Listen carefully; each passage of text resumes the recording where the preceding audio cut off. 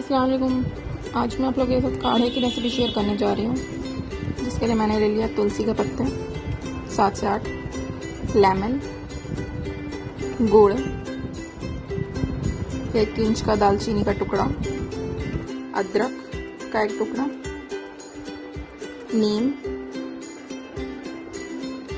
नीम आप स्किप भी कर सकते हैं, बट मैं यहाँ पे नीम भी यूज़ करूँगी, लेमन ग्रास,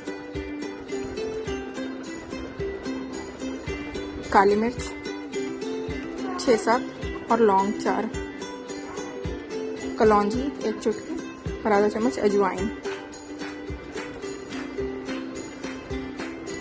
एक पैन में मैं 2 कप पानी डालूंगी।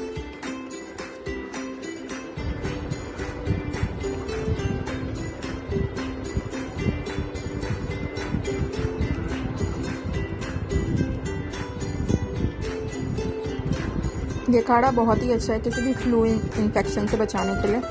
ये काफ़ी फ़ायदेमंद है।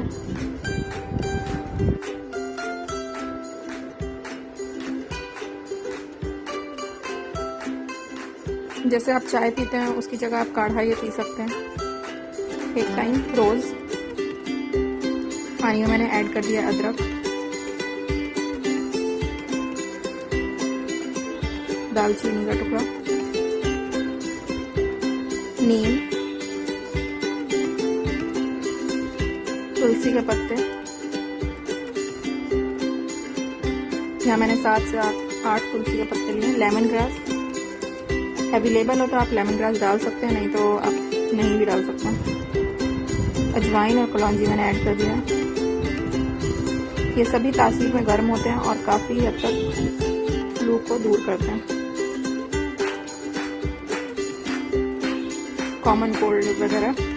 और यहाँ पे मैंने ऐड कर दिया 1 चुटकी हल्दी। हल्दी हमारी बॉडी के लिए बहुत ही बेनिफिशियल होती है।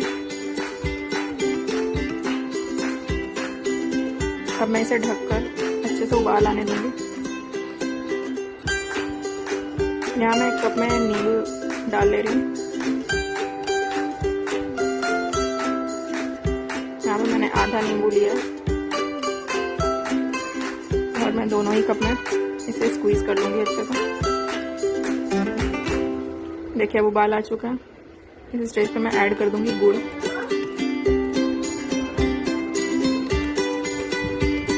और इसे तकरीबन 15 मिनट तक पकाएंगे बढ़िया से।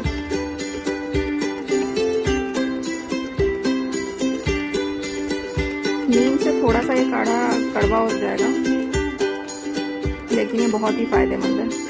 नीम भी हमारे शरीर के लिए बहुत ही अच्छा होता है, इसलिए मैंने यहाँ पे सिर्फ 1 पत्ता यूज़ किया नीम का। ये देखिए तैयार है बनके। अच्छे से मैंने इसे 15 मिनट पका लिया। अब मैं इसे छान लूँगी।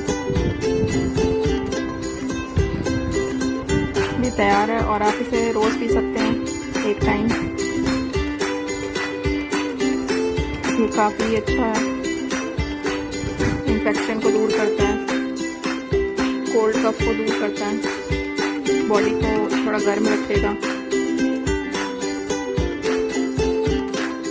Thank you for watching.